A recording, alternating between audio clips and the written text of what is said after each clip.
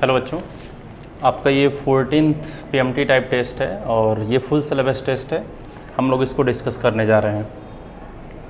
आपका जो first question में आपसे पूछा जा रहा है कि डायमेंशनल फार्मूला फॉर, पहला क्या है, दैट इज़ ग्रेविटेशनल कांस्टेंट। इसका डायमेंशनल फार्मूला पूछा जा रहा है, तो आप इसे कैलकुलेट कर लेंगे। स्टीफेंस कांस्टेंट, इसे भी कैलकुलेट कर लेंगे।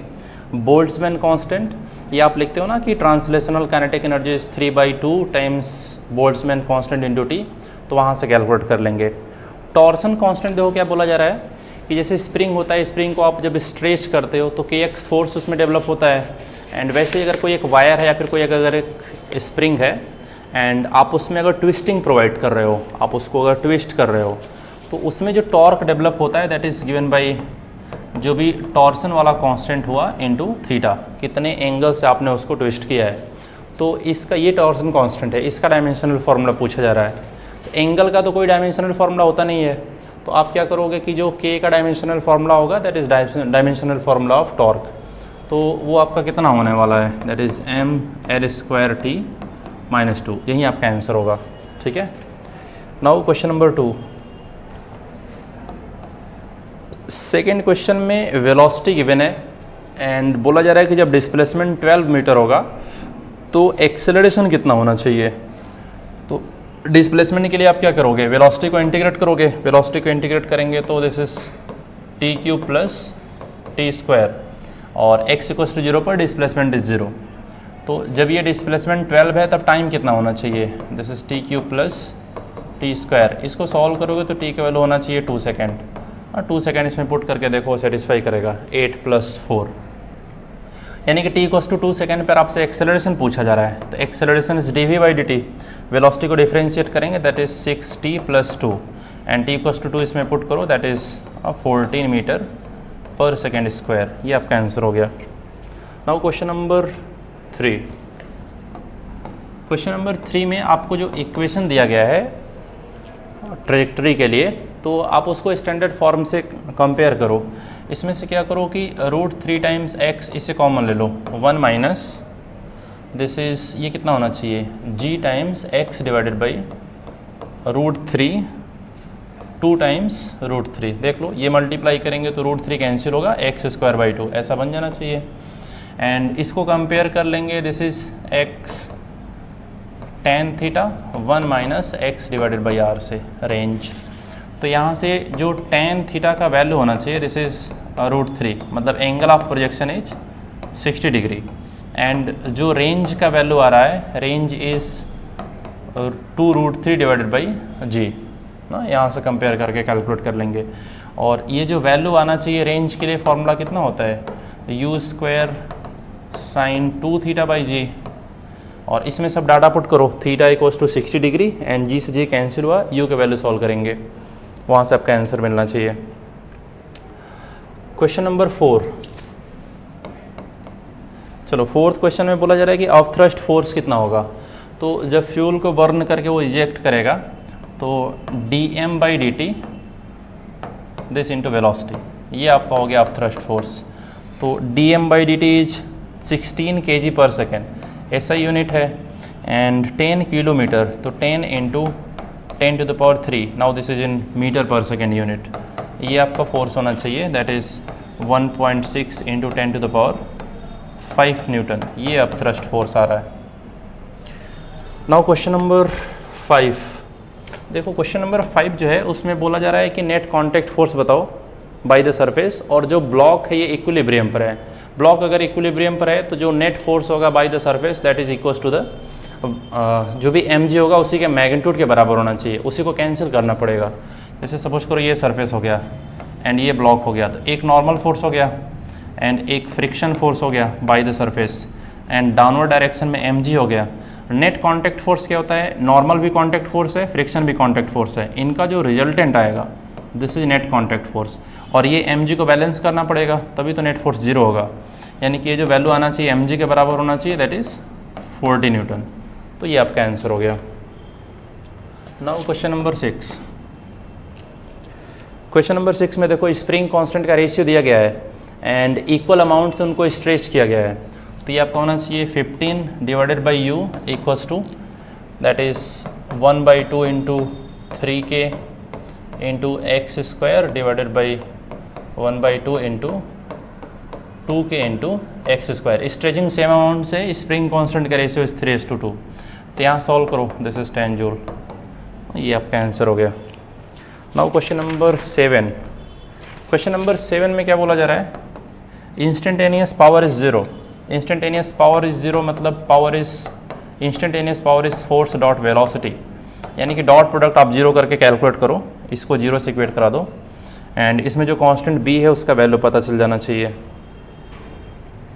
क्वेश्चन नंबर 8, एक सर्कुलर डिस्क है और इसमें से r/4 जो पार्ट है उसको हटा लिया जा रहा है, ठीक है। तो जो पूरे डिस्क का अगर मास m है तो मतलब पूरे डिस्क का एरिया कितना था, πr²। कितना एरिया रिमूव किया जा रहा है, πr²/16, मतलब removed mass is m divided by 16। इस तरीके से भी अप्रोच कर सकते हैं कि जो रिमूव्ड मास है उसको ला करके वापस रखा जाए तो पूरा डिस्क कंप्लीट हो जाएगा and centre of mass again जो जियोमेट्रिकल सेंटर ऑफ डिस्क है वहाँ पर आ जाना चाहिए। एक होता है कि आप नेगेटिव मास कॉन्सेप्ट से सॉल्व कर लो। नेगेटिव मास कॉन्सेप्ट से देखो कैसे सॉल्व करोगे कि ये जो पूरा डिस्क है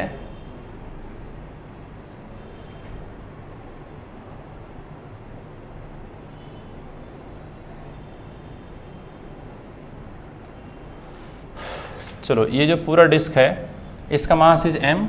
क्या करेंगे कि m/16 मास का एक डिस्क जिसका रेडियस r/4 इसी पर ला करके रख देंगे negative mass and positive negative mass cancel हो जाएगा तो जो रिमेनिंग डिस्क है उतना बचना चाहिए। देखो कितना आंसर लिखोगे, तो जो टोटल मास है m into centre of mass is 0 plus जो नेगेटिव मास ला रहे हैं that is -m divided by 16 into इसका सेंटर ऑफ मास कितने डिस्टेंस पर होना चाहिए, इसका रेडियस इज r/4, तो जो सेंटर से डिस्टेंस होना चाहिए that is 3r/4 this divided by total mass m plus minus of m divided by 16। तो ये तो 0 हो गया, ये आना चाहिए 15/16, तो 16 से 16 कैंसिल, 15 3 15 5 इंटू 4 20, तो this is -r divided by 20 और r का वैल्यू 20 है तो उसमें पुट करोगे तो ये आना चाहिए 1 दैट इज 1 सेंटीमीटर। माइनस आ रहा है, this is -1 centimetre. Minus sign ये बता रहा है कि जो यहाँ से लेफ्ट साइड होना चाहिए, सेंटर ऑफ मास इधर शिफ्ट करेगा लेफ्ट साइड। ये आपका आंसर हो गया। Now question number 19।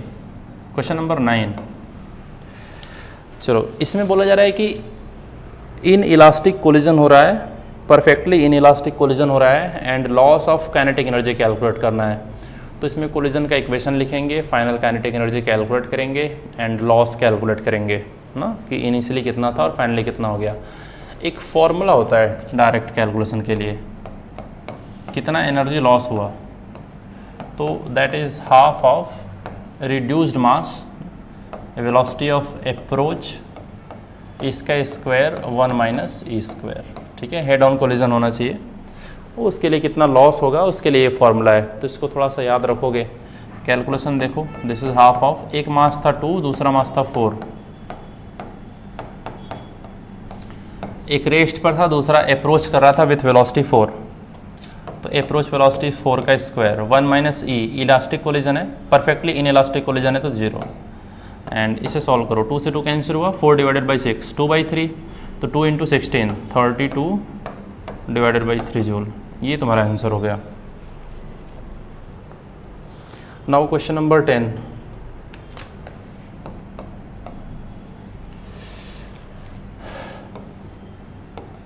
Question number 10 में बोला जा रहा है कि एक पार्टिकल है और ये मूव कर रहा है इस स्ट्रेट लाइन पर और इसका इक्वेशन दिया गया y = x + 3, तो स्लोप हो गया आपका 1, मतलब दिस एंगल इज 45 डिग्री और जो पार्टिकल है इस लाइन पर मूव कर रहा है विथ स्पीड 4√2 मीटर पर second and mass is 2 kg, ठीक है।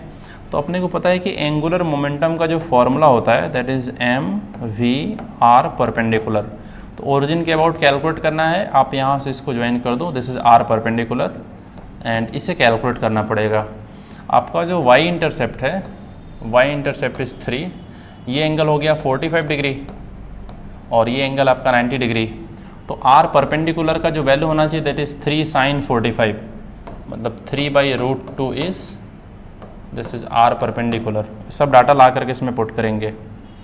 तो this is mass is 2, velocity is 4√2 into perpendicular distance is 3/√2, और यहाँ से सॉल्व करोगे तो ये आना चाहिए आपका 8 × 3 दैट इज़ 24 यूनिट, ऐसा यूनिट। ये आपका आंसर हो गया। ठीक है, पार्टिकल जिस भी डायरेक्शन में मूव कर रहा है उसका लाइन ऑफ मोशन एक्सटेंड करेंगे एंड जिस पॉइंट के अबाउट पूछा गया है उससे परपेंडिकुलर डिस्टेंस कैलकुलेट करेंगे, यहाँ से सॉल्व करेंगे। Now question number 11। चलो question number 11, in an adiabatic compression volume is half. तो एडियाबेटिक कंप्रेशन है तो ये ज़रूरी नहीं है कि वॉल्यूम हाफ ही हो, and temperature decreases. Adiabatic compression में टेम्परेचर हमेशा इंक्रीज करता है एंड एडियाबेटिक एक्सपेंशन में टेम्परेचर हमेशा डिक्रीज करता है, इसको याद रखेंगे। तो पहला स्टेटमेंट तो गलत हो गया, false. Second one is free expansion is an irreversible process. Free expansion होता है कि जो भी पिस्टन वगैरह है उसको आप फ्रीली मूव करने दो, zero external pressure. Internal pressure रहेगा, एक्सटर्नल प्रेशर इज जीरो। अब नेट फोर्स आ गया पिस्टन पर तो पिस्टन एक्सेलरेट करेगा, मतलब इनफाइनेटली स्लो रेट से नहीं मूव करेगा, वो रिवर्सिबल प्रोसेस नहीं हुआ, दैट इज़ इरिवर्सिबल प्रोसेस। तो जो सेकेंड स्टेटमेंट है दैट इज़ ट्रू, यानी कि free expansion is irreversible process. Question number 12, इसमें बोला जा रहा है कि नेट हीट इंटरेक्शन कितना है, मतलब नेट हीट एक्सचेंज कितना है। एब्जॉर्ब या फिर रिलीज ये नहीं पूछा गया है, नेट कितना एक्सचेंज हुआ, तो उसका मैग्नीट्यूड कैलकुलेट कर लो। तो एरिया हो जाना चाहिए work, that is pi into R1 R2 P0 V0, ये आपका आंसर हो जाना चाहिए। क्वेश्चन नंबर 13,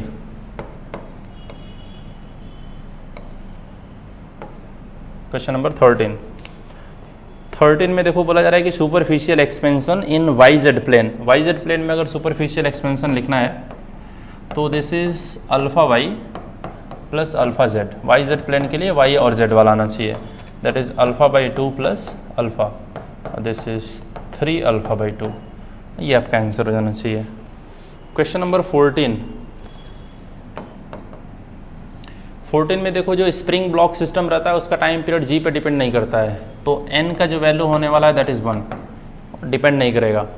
एंड जो time period of simple pendulum होता है वो g पर डिपेंड करता है, दैट इज़ 2π√L/g, ये टाइम पीरियड होता है ना, तो g पर डिपेंड कर रहा है।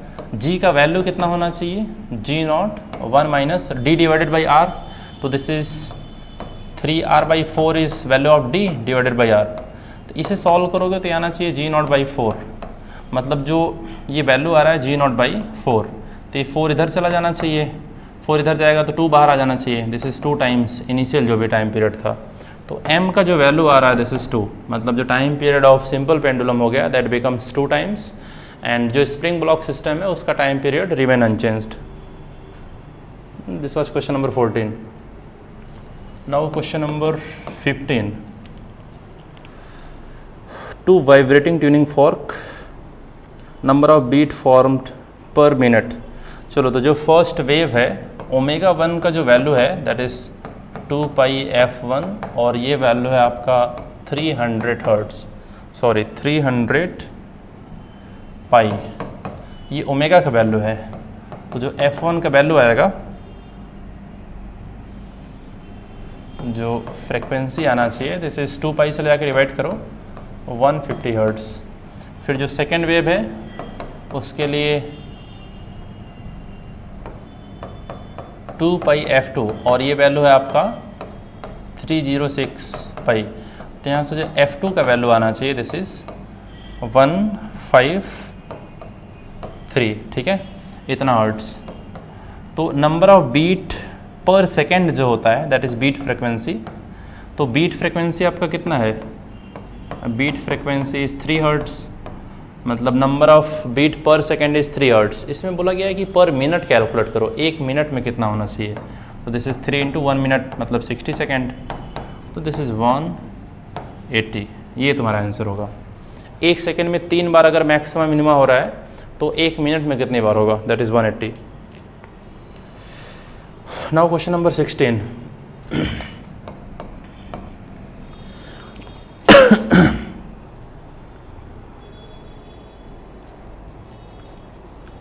Gain in potential energy. तो पोटेंशियल एनर्जी के लिए अपने पास फॉर्मूला होता है कि कितना पोटेंशियल एनर्जी इंक्रीज किया, that is mgh divided by 1 plus h divided by r. ये तुम्हारा फॉर्मूला होता है. तो mg r का वैल्यू इज, h का value is 2r, this divided by 1 plus 2r divided by r. तो दिस इज 2/3 टाइम्स mgr. ये अपना आंसर हो गया. Now question number 17. Question number 17 में देखो, the load versus elongation graph for wire A and B of the same length made of the material. This ratio of radii of wire A to that of radii B. तो load versus elongation दिया गया है. Load is force upon area equals to Young's modulus, elongation is x divided by length. तो load versus elongation, तो force is Y A divided by length into x. ऐसा ये हो गया तुम्हारा y equals to m into x, जहाँ पर slope का वैल्यू कितना हुआ, Y A divided by L. ऐसा. और जो लेंथ है, लेंथ भी इक्वल है, same length, made of the same material. तो y का वैल्यू भी सेम हो गया. इसका मतलब जो स्लोप ऑफ a होना चाहिए, दैट डिवाइडेड बाई जो स्लोप ऑफ b होना चाहिए, ये बराबर आना चाहिए area of a divided by area of b. ऐसा. तो slope of a is tan 30 degree 1/√3 and slope of b is 60 degree, that is √3. And ये area of a divided by area of b. आपसे पूछा गया है कि radii, तो आप लिखोगे radius of a divided by radius of b इसका स्क्वायर. यहाँ से आना चाहिए 1/3, तो पावर इधर लेकर के आओगे, तो finally radius of a divided by radius of b becomes, यह आएगा 1/3, पावर इधर लेकर के आओगे तो आना चाहिए 1/√3. ये आपका आंसर हो गया. Now question number 18.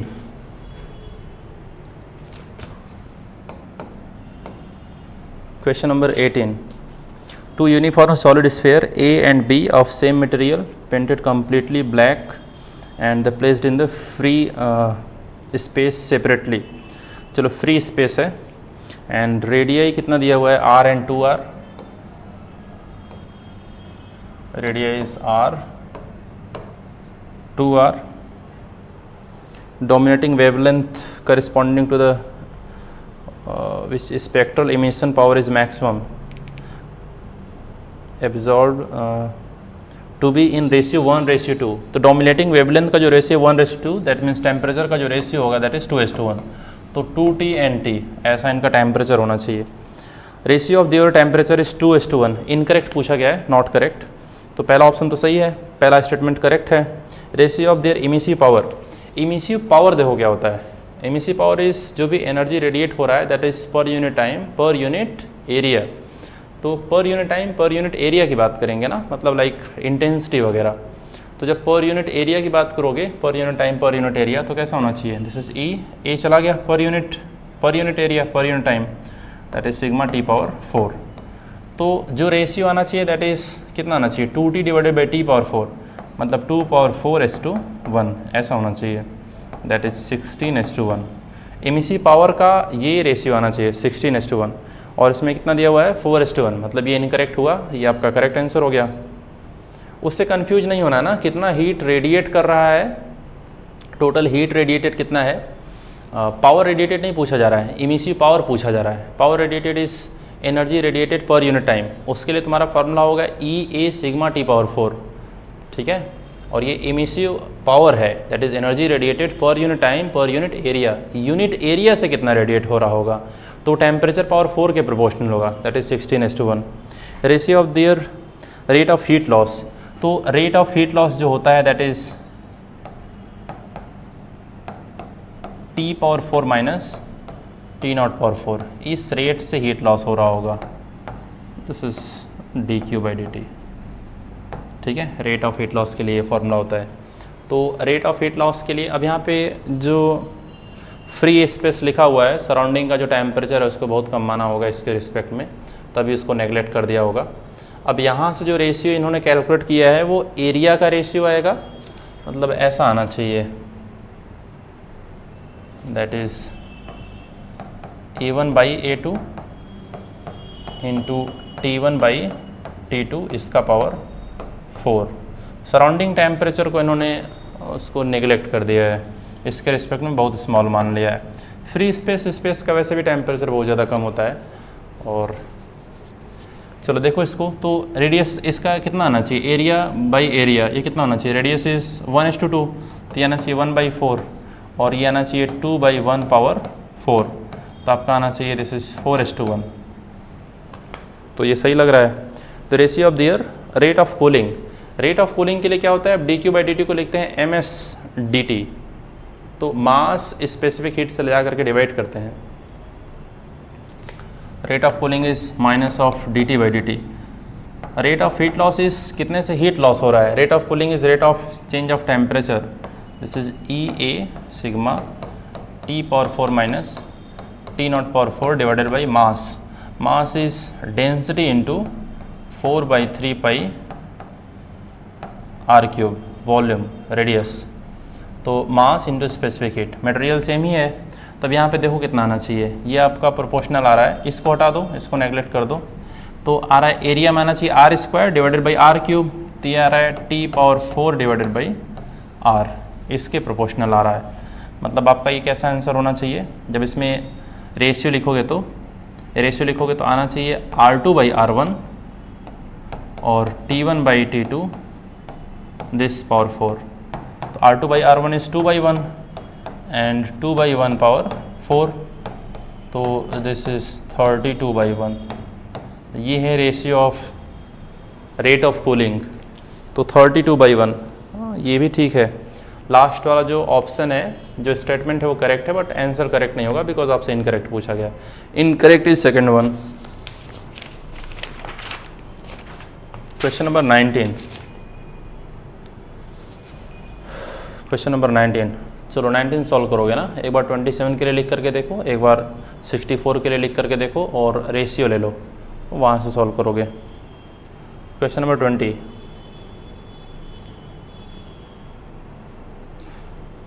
Rate of flow of water through the pipe. चलो अच्छा देख ही लो क्वेश्चन नंबर 19। तो 27 ड्रॉप्स कैसे लिखोगे, वर्क डन इज 10 जूल।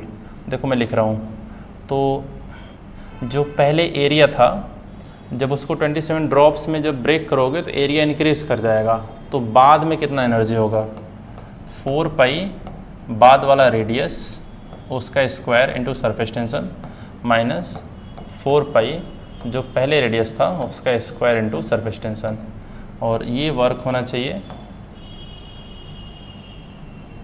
ये बराबर होना चाहिए आपका दिस इज W1। अब R1 कैसे कैलकुलेट करोगे, दिस इज 4/3 पाई r³, ये बराबर होना चाहिए 4/3 पाई r³ इंटू 27, तो जो R का वैल्यू आएगा दैट इज R/3।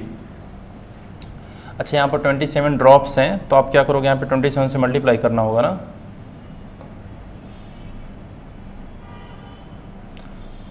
ये तो एक ड्रॉप का है, this into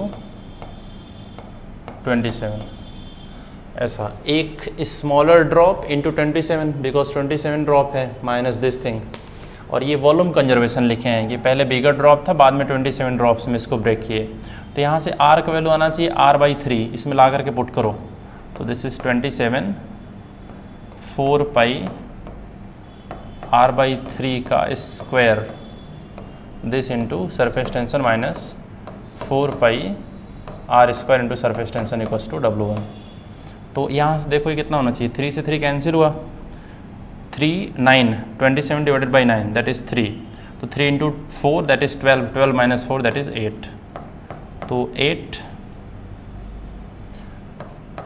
pi R² into surface tension that is W1। ये आपका एक इक्वेशन हुआ। सेकेंड टाइम जब सॉल्व करोगे तो वहाँ पर 64 था ना, यहाँ पर 64 आना चाहिए, मतलब यहाँ पर आना चाहिए r/4, r/4 यहाँ पर पुट करोगे, यहाँ पर आएगा 64, तो r/4, 4 का स्क्वायर मतलब कितना होगा 16, 64/16 मतलब 4, तो 4 आना चाहिए, 4 × 4 that is 16 minus 4 that is 12, तो ये आना चाहिए 12 पाई r² into surface tension, this is W2। अब इनको डिवाइड कर दो, जब इनको डिवाइड करोगे तो आना चाहिए 2/3 equals to W1 is this is 10 joule, this divided by W2, तो यहाँ से जो W2 का वैल्यू आना चाहिए दिस इज 15 जूल। ये तुम्हारा आंसर हो गया। Now question number 20,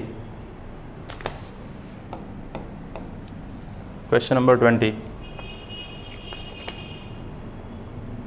a uniform rod, sorry, question number 20, a small hole of area this present at the bottom of a fully filled open tank of height 3 metre. तो अगर height 3 metre है, the rate of flow, तो velocity, flow velocity कितना होना चाहिए आपका? Rate of flow is volume flowing per unit time, और ये वैल्यू बराबर होता है एरिया इंटू वेलोसिटी के। तो एरिया इज़ 4 मिलीमीटर स्क्वायर, तो 4 into 10 to the power -6, this into under root of 2, flow velocity is 2 into g into h, h का value is 3, तो ये आपका होना चाहिए 4 into 10 to the power -6, this into under root of 60, under root of 60 मतलब ये 8 से थोड़ा सा कम होगा, 7 point something, and 7 point something को 4 से मल्टीप्लाई करेंगे तो उसके हिसाब से आप आना चाहिए कुछ, that is 31 into 10 to the power -6 इसके अराउंड, ठीक है, मीटर क्यूब पर सेकेंड। ये तुम्हारा आंसर हो गया।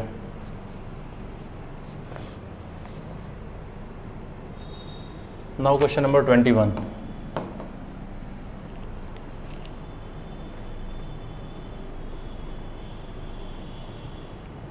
If the rod is held vertical in beginning and released.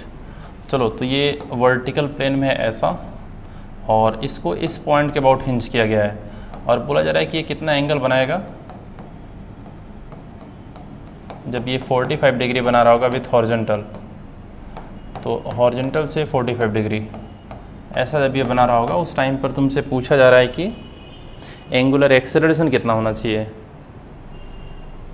तो इस वाले पॉइंट पर mg फोर्स एक्ट करना चाहिए, एंड ये लाइन ऑफ फोर्स हो गया, और ये परपेंडिकुलर डिस्टेंस हो गया। Perpendicular distance is l/2 cos 45, तो दिस इज l/2 इंटू 1/√2। अपने पास इक्वेशन होगा torque equals to I into alpha, तो torque is force mg into perpendicular distance is l/2 into 1/√2, और moment of inertia is ml²/3 that into alpha, ठीक है। यहाँ से अल्फ़ा का वैल्यू कैलकुलेट हो जाना चाहिए। तो इसको कैलकुलेट करके बताओ, m से m कैंसिल हुआ, लेंथ इससे कैंसिल हुआ, 3 इधर जाना चाहिए, तो 3g divided by 2√2 times length, ये अल्फ़ा होना चाहिए। Now question number 22, question number 22, चलो वायर B के लिए सपोज करो this is wire B and this is wire A, length, tension force, diameter and density wire B के लिए A wire का 2 टाइम्स है, तो 2 times length, 2 times tension, 2 times diameter and 2 times density, ऐसा। The fundamental frequency of B is 1/2√2 times that of A। तो A के लिए जो भी फंडामेंटल फ्रिक्वेंसी होगा, फंडामेंटल फ्रिक्वेंसी के लिए जो फॉर्मूला होता है this is 1/2L under root of T divided by mu, mu का वैल्यू लिख सकते हो एरिया इंटू डेंसिटी, इसे देख लेना, ठीक है। म्यू का value is mass per unit length is area into density.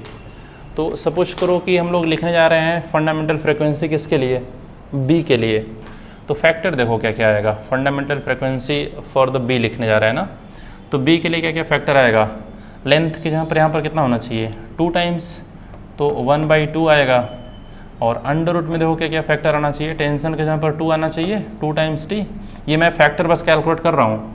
Area के जहाँ पर जब डायमीटर 2 टाइम्स करोगे तो एरिया आएगा 4 times and density is again 2 times, तो 2 से 2 कैंसिल हुआ, ये आपका आ रहा है कितना 1/4 टाइम्स।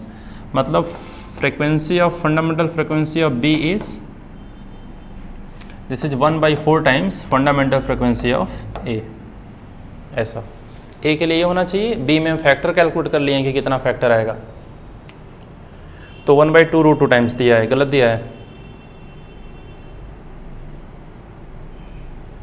ठीक है।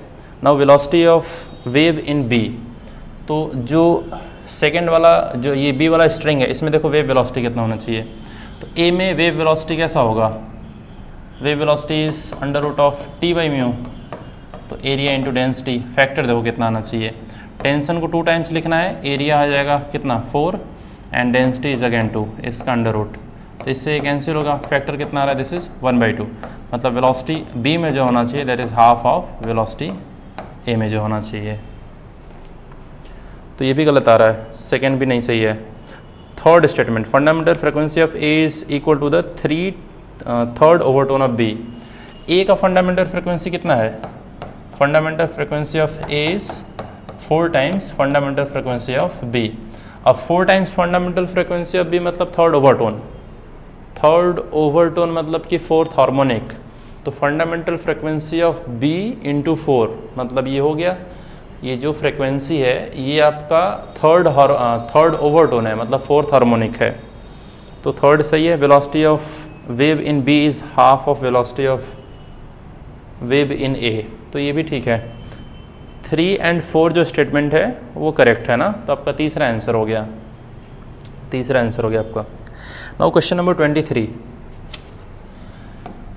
चलो तो 23 में सॉल्व नहीं कर रहा हूँ, आपके पास फॉर्मूला होता है कि electric field in x direction is minus of ∂V/∂x partial differentiation, जैसे ई एक्स कैलकुलेट करना है तो माइनस ऑफ ∂V/∂x जो भी आएगा दैट इज़ आई कैप, ऐसे ई वाई कैलकुलेट करोगे तो this is minus of ∂V/∂y J cap, similarly Z के लिए कैलकुलेट करके देखोगे। क्वेश्चन नंबर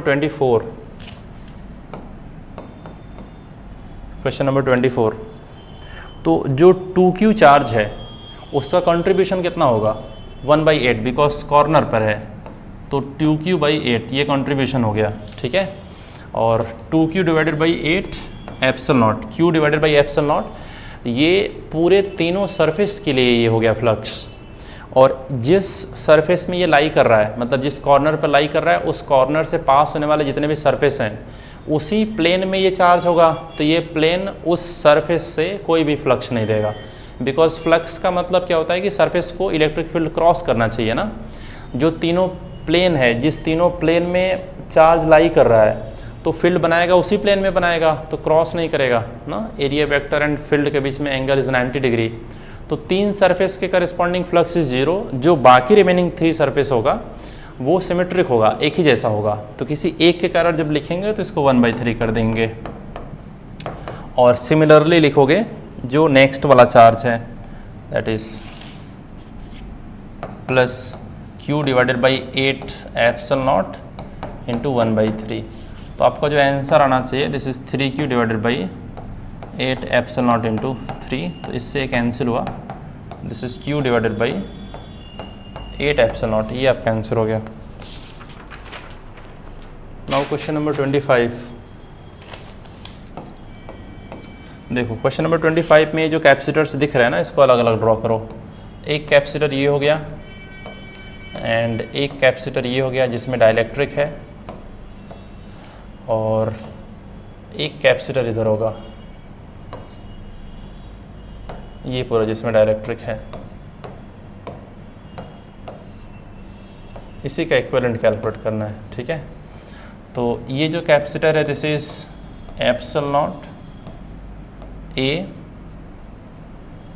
एरिया हो गया half epsilon not a divided by that is D is d/2, इसका जो कैपेसिटेंस होना चाहिए that is k times epsilon not a divided by 2 that divided by d/2, ऐसा।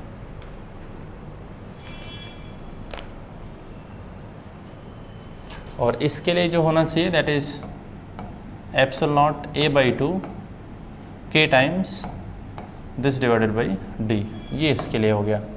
ठीक है, और इसका कॉम्बिनेशन देख लो, इसको सॉल्व कर लो। हाँ, ये दोनों तुम्हारा सीरीज कॉम्बिनेशन में हो गया तो 1 बाई करके सॉल्व करना पड़ेगा, और ये तुम्हारा फिर ये जो भी आएगा उसको डायरेक्ट इसमें ऐड कर देना बिकॉज पैरेलल कॉम्बिनेशन में हो गया। तो वहाँ से तुम्हारा आंसर आना चाहिए।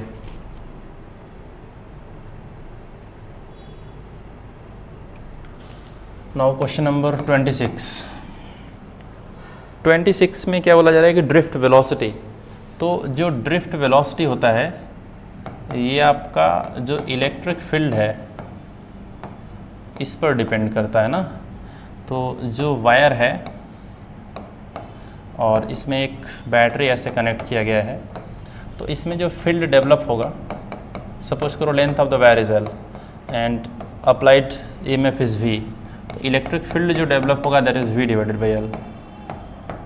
ठीक है, कितना पोटेंशियल अप्लाई किए हैं दैट डिवाइडेड बाई लेंथ, ये इलेक्ट्रिक फील्ड इसमें डेवलप होगा।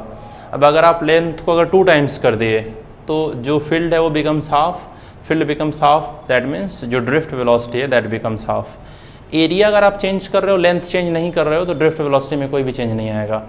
एंड अगर लेंथ को अगर 2 टाइम्स कर दिए तो drift velocity becomes half because electric field becomes half. Now question number 27, ठीक है, उसको सॉल्व करोगे अपने से।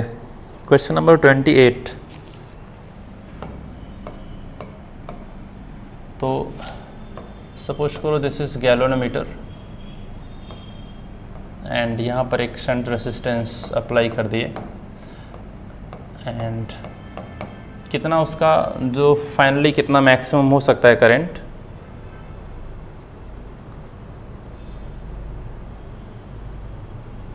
ठीक है, मैक्सिमम जो भी उसका रेंज है। तो इधर से करंट कितना जाना चाहिए, गैलोनोमीटर वाला करंट, एंड इधर से जाना चाहिए I माइनस गैलोनोमीटर वाला जो भी करंट है।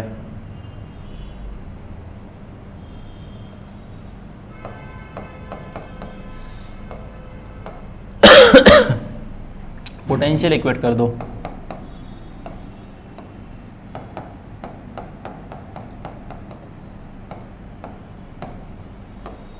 ऐसा तो शंट रेसिस्टेंस और जो भी graph between the shunt resistance and the range will have the nature. तो जो शंट रेसिस्टेंस है कैसा आ रहा है, this is maximum galvanometer current, galvanometer resistance this divided by जो भी करंट है that divided by galvanometer current. तो ये 1/I ऐसा आ रहा है ना। अगर आप चाहते हो कि यहाँ से और ज़्यादा रेंज रहे, मतलब जो करंट पास कर रहा है जो एमीटर है उसका जो रेंज है, रेंज ऑफ मेजरमेंट ना, मैक्सिमम कितना मेजर कर सकता है, 0 से मैक्सिमम कितना, वो रेंज अगर बढ़ाना चाहते हो, I की वैल्यू बढ़ाना चाहते हो, तो अगर I की वैल्यू तुम अगर इंक्रीज़ करोगे तो जो शंट रेसिस्टेंस है वो डिक्रीज़ करेगा। तो जो ग्राफ होना चाहिए वो डायरेक्टली डिक्रीजिंग होना चाहिए, स्ट्रेट लाइन नहीं होगा, और डिक्रीजिंग ग्राफ खोज लो दैट इज़ Q। ठीक है, बाकी सब जो ग्राफ है P वाला इंक्रीजिंग है और जो R वाला है that is straight line, straight line तो नहीं दिख रहा है, और जो S वाला है दैट इज इंक्रीज करके डिक्रीज कर रहा है। ऐसा नहीं होना चाहिए, करंट आप अगर रेंज अगर इंक्रीज करना चाहते हो तो शंट रेसिस्टेंस को लगातार डिक्रीज करना पड़ेगा। नाउ क्वेश्चन नंबर 29,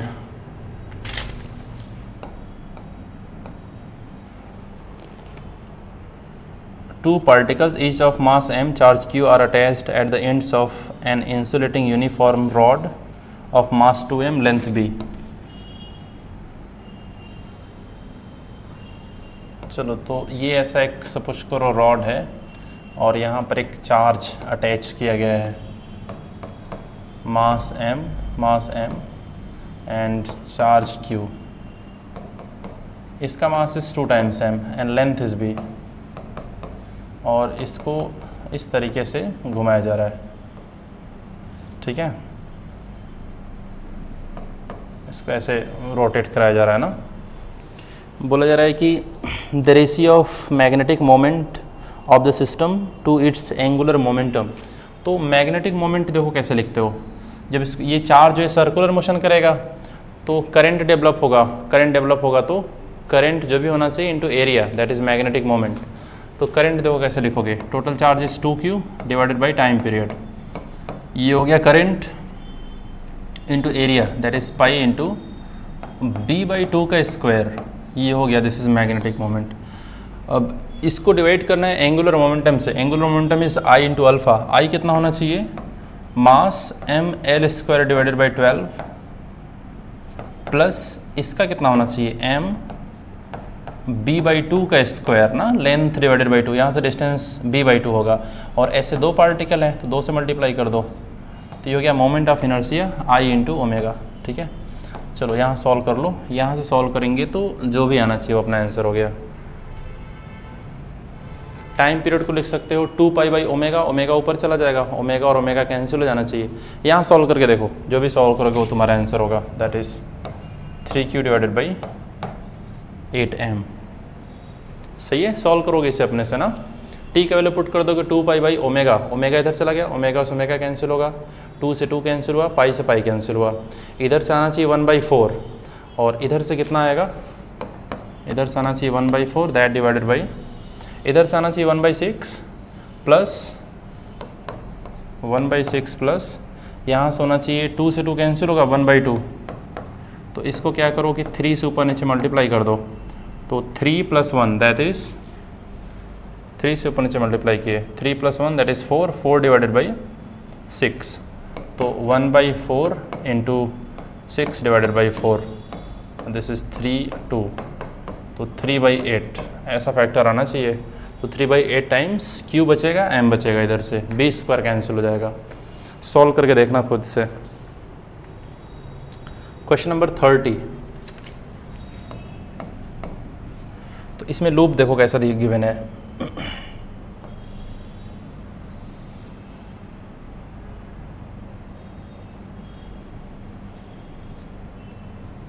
ऐसा कुछ लूप गिवन है।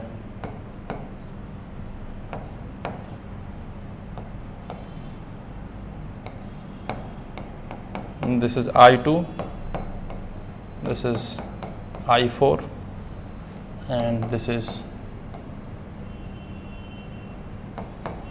I3। तो इसमें इंटीग्रेशन है B.dl, ठीक है, तो इसको कंसिडर कर लो, दिस इज लूप 1, और इसको कंसिडर कर लो, दिस इज लूप 2। एक बार क्या करो कि इस लूप में इंटीग्रेशन कर लो, फिर एक बार इस लूप में इंटीग्रेशन कर लो। इस वाले लूप में जब इंटीग्रेशन करेंगे तो B.dl close integration of B.dl loop 1 के लिए, प्लस फिर से B.dl, ठीक है, और लूप 2 के लिए। तो लूप 1 के लिए देखो कैसा आना चाहिए, जो इंटीग्रेशन का सेंस है that is into the plane ना, तो जब इनटू द प्लेन लिखोगे तो ये तुम्हारा बाहर की तरफ है, तो -I2 होना चाहिए, प्लस I4 होना चाहिए ऐसा, प्लस अब इसमें देखो ये क्या है, सेंस इधर है, इंटीग्रेशन इधर है, और इंटीग्रेशन इधर है, और जो करंट है किधर है, वो इनटू द प्लेन है, ध्यान से आना चाहिए, दिस इज -I3। इंटीग्रेशन का जो सेंस है ऐसा हम लोग कंसिडर कर रहे हैं, तो इंटीग्रेशन का जो भी सेंस है,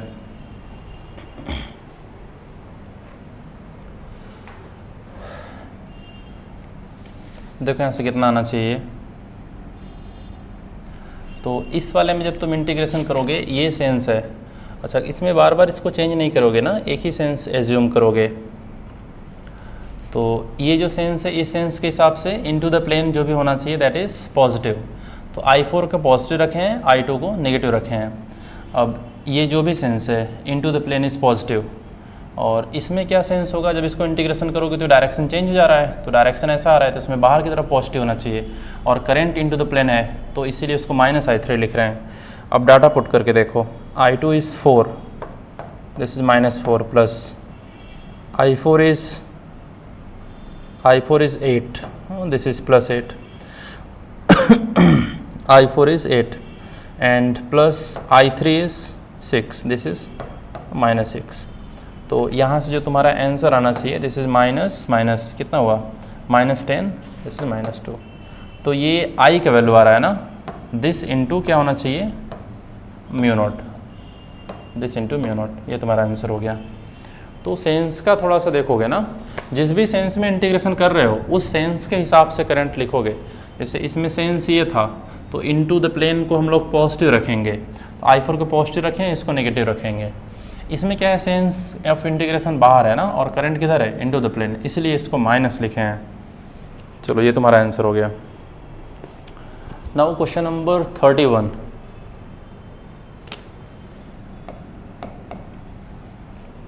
क्वेश्चन नंबर 31।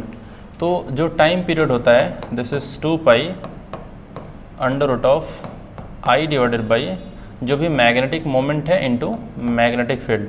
तो आप जब इसमें वुडन ब्लॉक जब अटैच कर दोगे तो मैग्नेटिक मोमेंट रिमेन अनचेंज्ड, और जो moment of inertia that becomes 2 times. तो जो टाइम पीरियड होगा वो होगा आपका √2 टाइम्स। Question number 32। बोला जा रहा है एक मैग्नेट है, स्ट्रॉन्ग मैग्नेट, और उसको किसी वायर के एक्सिस पे रखा गया है, लूप के एक्सिस पे रखा गया है, inside a magnet metallic ring, and then quickly remove the magnet. Magnet को रिमूव करोगे तो कॉइल से मैग्नेटिक फील्ड जो भी होगा वो चेंज होगा, फ्लक्स चेंज होगा, करंट इंड्यूस्ड होगा ना, ईएमएफ पहले डेवलप होगा, इलेक्ट्रिक फील्ड डेवलप होगा, इंड्यूस्ड इलेक्ट्रिक फील्ड, और वो क्या करेगा, चार्ज पार्टिकल पर फोर्स लगाएगा, उसको मूव कराएगा। तो कंडक्टिंग वायर है तो चार्ज पार्टिकल पर फोर्स लगेगा, वो मूव करेगा। बट अगर ग्लास है तो उसमें फ्री इलेक्ट्रॉन्स होंगे नहीं, तो फील्ड तो डेवलप होगा, वो फील्ड क्या करेगा कि चार्ज पर फोर्स भी लगाएगा, बट वो जो चार्ज है वो मूव नहीं करेगा, because they are not free electrons. Now question number 33। तो इसमें एलसी ऑसिलेशन जो होता है उसको आपको जो ये होता है एसएचएम वाला जो ऑसिलेशन होता है, मैकेनिकल ऑसिलेशन, उससे कंपेयर करना है। तो एलसी ऑसिलेशन में कैसे लिखते हो, सपोज करो charge plus minus Q and ऐसा कुछ करंट फ्लो कर रहा है आई। तो लिखो यहाँ से यहाँ तक जाओ, तो माइनस क्यू बाई सी, फिर इधर से इधर आ रहा है minus L D I by D T, this is 0। तो अपने पास जो रिलेशन बन रहा है this is L D I by D T plus Q by C equals to 0, ऐसा। और मैकेनिकल ऑसिलेशन कैसे लिखते हैं, फोर्स आपका होना चाहिए माइनस ऑफ के एक्स, तो फोर्स को लिख दो m into D V by D T acceleration, और इसको इधर लेकर के आओ plus K into x, this is 0। इसको इधर लिखो m और D V by D T plus K into x equals to 0। अब इसे देखो कि इसको कंपेयर करके देखो, तो इंडक्टर हो गया मास के जगह पर, करंट हो गया वेलोसिटी के जगह पर, और चार्ज हो गया डिस्प्लेसमेंट के जगह पे, और k के जगह पर हो गया दैट इज़ 1/c। ठीक है, 1 जो c का वैल्यू है दैट इज़ k। अब इससे देख लो, इससे मैच करा लो। नाउ क्वेश्चन नंबर 34, ये आपका 33 था, ठीक है। Now question number 34।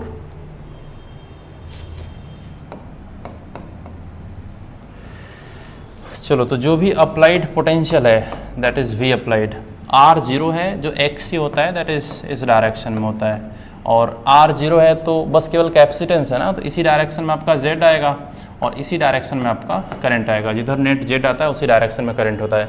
मतलब वोल्टेज से ये π/2 आगे होगा, ऐसा। इसमें आपसे पूछा जा रहा है कि डिस्प्लेसमेंट करंट, तो कंडक्शन करंट जो होता है कैपेसिटर से, जब भी वायर कनेक्टेड है, कंडक्शन करंट और डिस्प्लेसमेंट करंट कैपेसिटर के केस में बराबर ही होते हैं।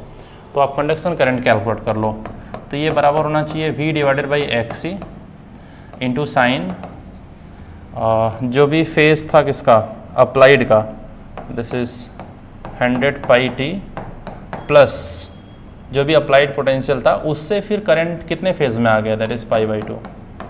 ये आपका आंसर हो गया। तो V का value is this divided by x is 1/c omega, और ये होना चाहिए sine 90 plus theta is cos theta, तो कॉस 100π इंटू टी। अब इसमें देखो c ओमेगा ऊपर जाकर के मल्टीप्लाई हो जाना चाहिए, एंड सब डाटा पुट कर दोगे, वो आपका आंसर हो गया। Now question number 35। Fish in the water look at the bird vertically above in the air. चलो, तो सपोज करो यहाँ पर फिश है और यहाँ पर बर्ड है, और जो बर्ड का डिस्टेंस दिया है that is 9 metre, depth of the fish is 5 metre. तो दिस इज़ 9 मीटर और ये दिया हुआ है दिस इज़ 5 मीटर। तो यहाँ से लाइट रे चल करके फिश के पास आना चाहिए। Refractive index is mu that is 4/3, refractive index is mu that is 1 air. तो फिश से कितना डिस्टेंस पर इमेज बनेगा बर्ड का, कितने डिस्टेंस पर, उसके लिए अपने पास फॉर्मूला है। लाइट रे पहले कितना डिस्टेंस चला दैट इज़ 9, कौन से मीडियम में चला 1, इंटू कौन से मीडियम से देखा जा रहा है दैट इज़ 4/3, प्लस फिर उसके बाद 5 मीटर चला डिवाइडेड बाई जो भी जिस मीडियम में चल रहा है उसी मीडियम से देखा भी जा रहा है, तो म्यू इंटू म्यू। तो इस ये तो कैंसिल हो जाना चाहिए। आपका आंसर कितना आएगा 3 into 3, this is 3 into 4 plus 5, तो this is 12 plus 5 that is 16। ये आपका आंसर हो गया 17। Now question number 36। इक्विकॉनेक्स है, तो focal length is r divided by 2 times mu minus 1, तो 20 centimetre divided by 2 into 1.5 minus 1, तो ये आ रहा है 20 सेंटीमीटर। ठीक है, और सेम मैग्नीट्यूड का एक कॉनकेव मिरर है, तो उसका भी फोकल लेंथ सेम मैग्नीट्यूड होना चाहिए फोकल लेंथ का। फोकल लेंथ इज 20, मतलब radius of curvature for the concave mirror is 2 times f, that is 2 into 20, this is 40 centimetre. ये आपका आंसर हो गया। Question number 37। देखो, तो लाइट रेस ऐसे आ रहा था,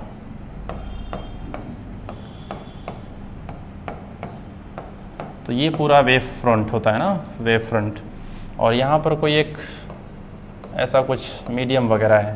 तो जब लाइट रे इधर आना चाहिए,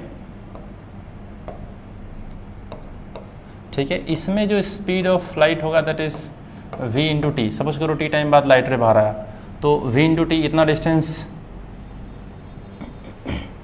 जो भी लाइट रे यहाँ से आता किसी भी टी टाइम की अगर बात करो, तो टी टाइम में जो लाइट रे बाहर की तरफ मूव करना चाहिए, तो इसमें जो स्पीड होगा that is v into T, और जो इधर से वेव चल रहा है उसका स्पीड c होगा। मतलब टी टाइम में ये कुछ ज़्यादा डिस्टेंस चलेगा, इधर वेव इधर पहुंच जाना चाहिए और इधर वेव इधर ही रहना चाहिए।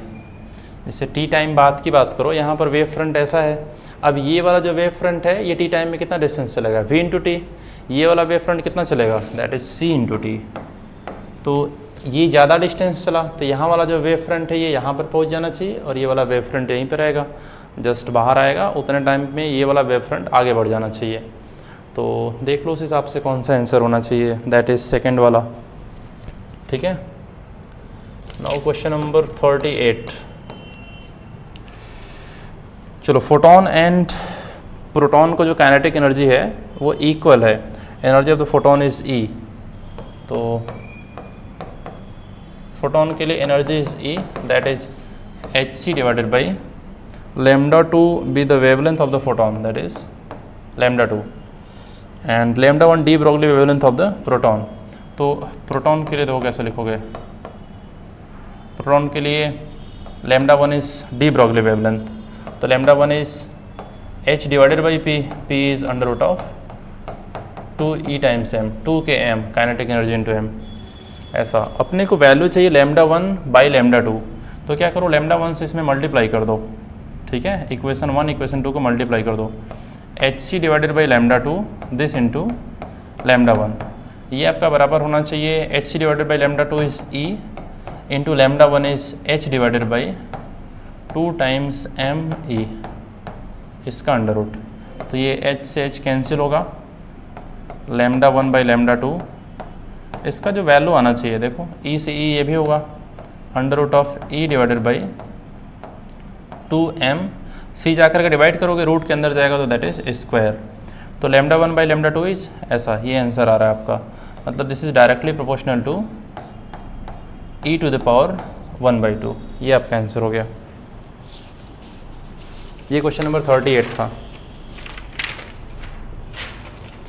Now question number 39। चलो, तो लाइट रे पहले ऐसे आ रहा था, फिर उसके बाद रिफ्लेक्शन के बाद लाइट रे ऐसे चला जाना चाहिए। चेंज इन मोमेंटम, तो इस वाले वेक्टर में से इनिशियल वाला घटाना पड़ेगा, फाइनल मोमेंटम में से इनिशियल वाला घटाना पड़ेगा, मतलब इनिशियल को उल्टा करके ऐड करना पड़ेगा। इसको उल्टा करके ऐड करोगे, इसका और इसका रिजल्टेंट इधर आना चाहिए। कितना आना चाहिए? h divided by lambda. ये तो एक का इंसिडेंट मोमेंटम हो गया, इसी को उल्टा करके ऐड करना है। और this angle is theta, this angle is theta, तो इसका और इसका रिजल्टेंट इधर आना चाहिए 2 times 2h by lambda cos theta, और ये नेगेटिव x में आ रहा है, तो this is minus I cap. सही है ना? इस वाले वेक्टर को उल्टा करके ऐड कर दिए हैं, तो एच सी बाई लेमडा का रिजल्टेंट इधर आना चाहिए, H C by lambda cos theta, H C by lambda cos theta. Question number 40, तो फुल वेव रेक्टिफायर है, time period becomes half, frequency becomes 2 times. Question number 41, चलो energy is doubled और Z का value का double कर रहे हैं, तो एनर्जी जो होता है, एनर्जी इज ये डायरेक्टली प्रोपोर्शनल होता है किसके? Z square by N square के। जेड का वैल्यू 2 टाइम्स करोगे तो एनर्जी 4 टाइम्स हो जाना चाहिए। रेडियस इज डबल, तो रेडियस जो होता है that is directly proportional to this is N square by Z. अगर आप जेड का वैल्यू सपोज करो 2 टाइम्स करोगे तो रेडियस हाफ हो जाएगा। बोला जा रहा है रेडियस इज डबल, ये भी गलत है। Angular momentum is half, angular momentum is M V R and this is N H divided by 2 पाई।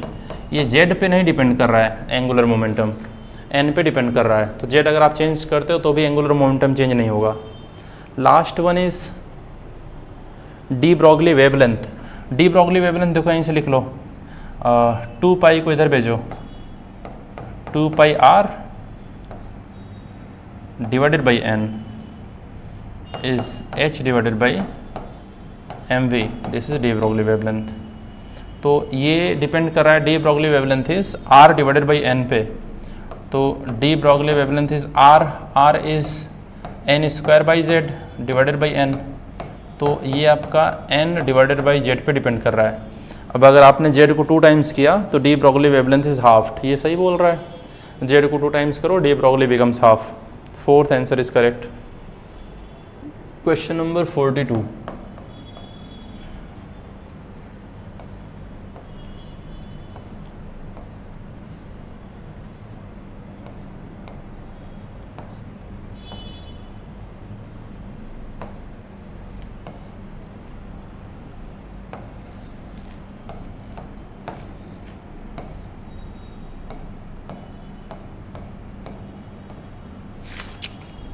ऐसा एक डायोड लगाया गया है and this is 3 ohm, 6 ohm, this is 6 ohm and 3 ohm, ठीक है।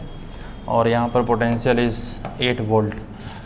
पहले तो ये समझ करके देखो कि इसमें से चार्ज फ्लो भी करना चाहिए कि नहीं। आपका जो डायोड है ये रिवर्स बायस में है कि फॉरवर्ड बायस में है, तो यहाँ से जो भी चार्ज, जो भी करंट वगैरह पास करेगा तो यहाँ पर जो भी पोटेंशियल होगा दैट इज़, यहाँ पर जो भी पोटेंशियल होना चाहिए। अब अगर इसको सपोज करो कि तुमने डायोड को हटा दिया तो इधर रेसिस्टेंस इज 3 + 6 दैट इज़ 9, इधर भी रेसिस्टेंस 6 + 3 दैट इज़ 9, तो इधर से करंट और इधर से करंट इक्वल जाना चाहिए। अब यहाँ से पोटेंशियल यहाँ जाओगे तो घटेगा -3i, यहाँ से जाओगे यहाँ पे तो भी घटेगा -6i, यहाँ पे ज़्यादा घटा, यहाँ पर ज़्यादा घटा, दैट मीन्स यहाँ पर का पोटेंशियल हायर हो गया और यहाँ पर का पोटेंशियल कम हो गया। अब यहाँ पर अगर कम पोटेंशियल है, ये हायर पोटेंशियल है, मतलब इधर करंट फ्लो करेगा, यानी कि ये जो डायोड है ये फॉरवर्ड बायस्ड होगा, तो इसमें करंट तो फ्लो करने वाला है, ऐसे चेक करोगे। अगर यही डायोड अगर उल्टा रहता तो डायोड से कितना करंट पास करता, दैट इज़ 0, इधर से कोई भी करंट पास नहीं करता, इधर से करंट नीचे से चला जाता, इसमें से करंट ऐसे चला जाता। समझ में आया कैसे डिसाइड किए हैं? यहाँ का पोटेंशियल इस वाले पोटेंशियल से ज़्यादा है, तभी तो ये फॉरवर्ड बायस होगा। अब एक बार अगर ये फॉरवर्ड बायस हो गया तो फिर ये पैरेलल कॉम्बिनेशन हो गया, ये रेसिस्टेंस और ये रेसिस्टेंस पैरेलल हो गया, ये और ये पैरेलल हो गया। 3 and 6 equivalent is 2, 3 and 6 equivalent is 2, 2 + 2 that is 4, 8 divided by 4 that is 2 ampere, तो करंट आने वाला है 2 एम्पियर। इधर से कितना करंट जाएगा, 2 × 6 डिवाइडेड बाई 9 दैट इज़ 4/3।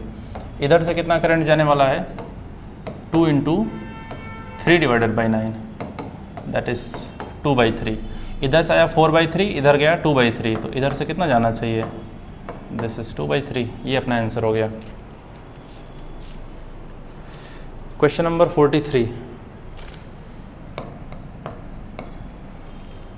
चलो, तो phenomenon is not common to the both sound and light wave. Sound भी वेव है, लाइट भी वेव है ना। तो पोलराइजेशन बात करते हैं इस पर, ठीक है। डिफ्रैक्शन दोनों में होता है, इंटरफेरेंस दोनों का होता है, रिफ्लेक्शन दोनों का होता है।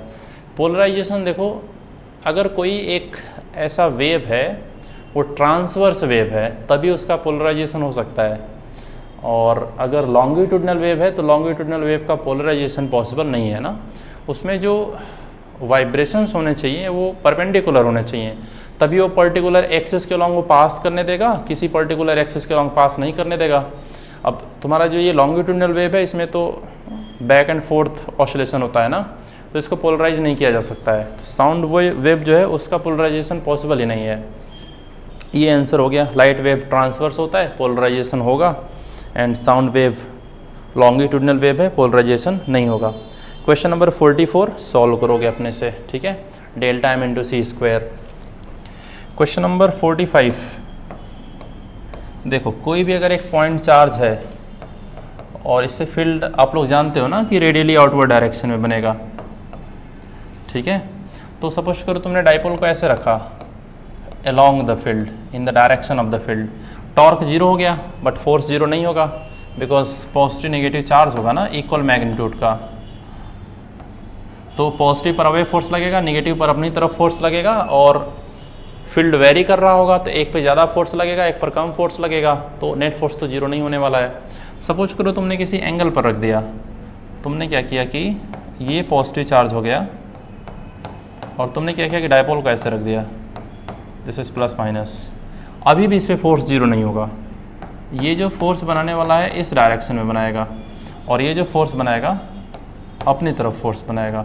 अब ये दोनों वेक्टर्स दिख रहे हैं कि ये अपोजिट डायरेक्शन में नहीं है, अपोजिट डायरेक्शन में होंगे तभी कैंसिल होंगे ना। इन दोनों का रिजल्टेंट आ जाएगा, रिजल्टेंट जो भी आएगा। तो net force can never be zero, और जो टॉर्क होता है वो जीरो हो सकता है। टॉर्क इस वाले केस में जीरो होगा। आपका सेकेंड आंसर हो गया।